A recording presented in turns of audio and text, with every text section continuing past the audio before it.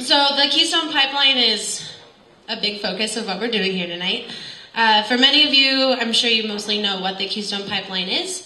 A quick overview is it is a proposed pipeline to run tar sands oil from Alberta all the way through the great northern plains of the country, through the Midwest and down to the Gulf of Mexico to be refined and then exported.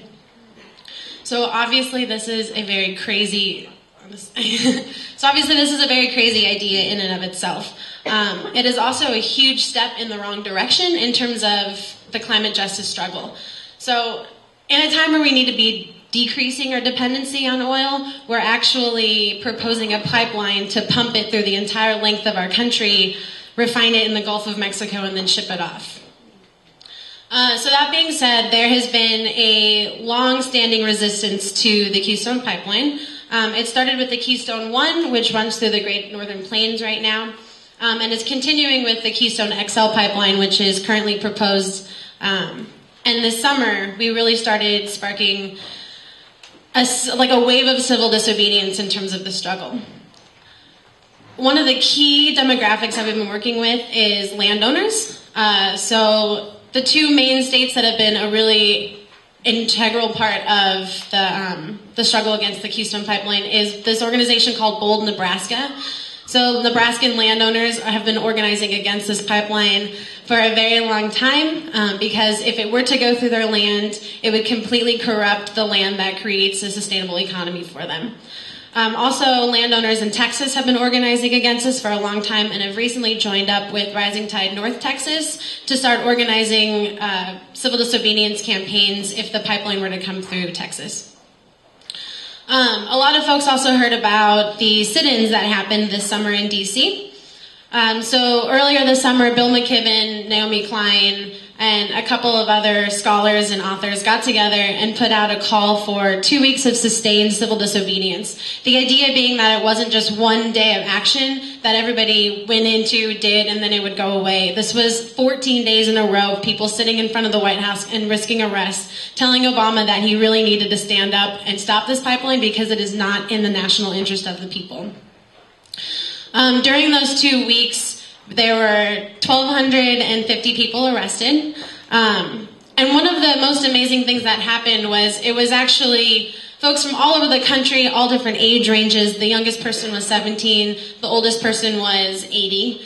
People from all different races and economic backgrounds and religious affiliations had come together and were risking arrest together and really pushing the envelope and saying, this is the time where we need to come together, step outside of our comfort zone, and push together on this struggle.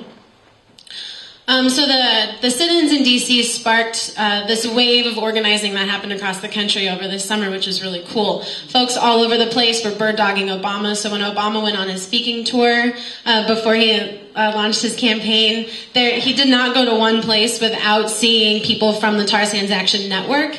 And in fact, in Denver, when he was in Denver speaking, somebody had interrupted his speech and he publicly acknowledged the fact that this was an issue that people were following him about and that it was something that was, he was very well aware of. Folks have also been organizing Obama for America office visits.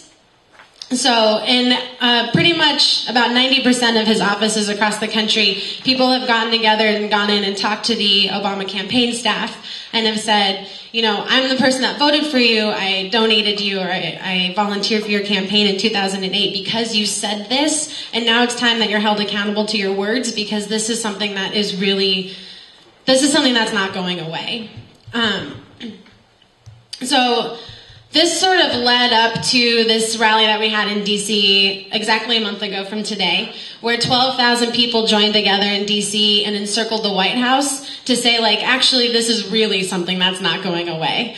It was a wonderful rally. We had people coming from all corners of the country, and it was such a powerful day that 4 days later, Obama had made the decision to send the pipeline back to the drawing board for a possible reroute. So this is what Jessica was talking about and sort of the current stance of where we are with the pipeline. If it were to be rerouted, it would have been sent back to the drawing board for the next 13 months. However, in the name of politics, things are changing so rapidly that I think it was 2 days ago, there are now 2 bills who were introduced that could push the pipeline through in the next 2 months. So this is to be expected, but the cool thing that's happening right now and sort of in what has been sparking across the country over the last summer is folks are now willing to organize locally, and there are very many activated people across the country who are now starting to organize direct actions within their communities and at home. So this weekend, we're actually looking at having hundreds of actions happening at Senate offices across the country. And tomorrow in DC, the Prime Minister from Canada is meeting with Obama, and there's going to be a huge rally at the Canadian Embassy tomorrow too. So stay tuned for that, because it should be really big. One other thing that I wanted to point out was a lot of the more localized civil disobedience campaigns that have been happening over the last year. So this is even before the tar sands action as an organizing body had gotten together over the summer. But folks in Montana and Idaho have been fighting the megaloads from the pipeline for the last year. In fact, ExxonMobil is responsible for upwards of 100 pieces of industrial equipment coming through from Canada through to Idaho, and they've gone through 2 direct actions, multiple rallies, and have had 5 court cases so far because people are actually physically blocking the megaloads from being able to come into rural Idaho. And then one other thing that I also wanted to point out is the folks in Ottawa got together over the summer and had a huge direct action where people rallied on Parliament Hill and said that it's time that the Canadian government starts acting out in the interest of climate justice, Indigenous rights, and healthy communities. And on the name of Indigenous rights, when Tantu gets here tonight, she's going to be talking a lot about the Indigenous resistance to the Keystone Pipeline, and why that is ultimately a huge deciding factor in the future of the pipeline. Cool. So where we stand right now is things are still in the Senate. We've got actions coming up this weekend, and I think if you get the information packet sent out, there are going to be different ways that you can plug in. Thanks.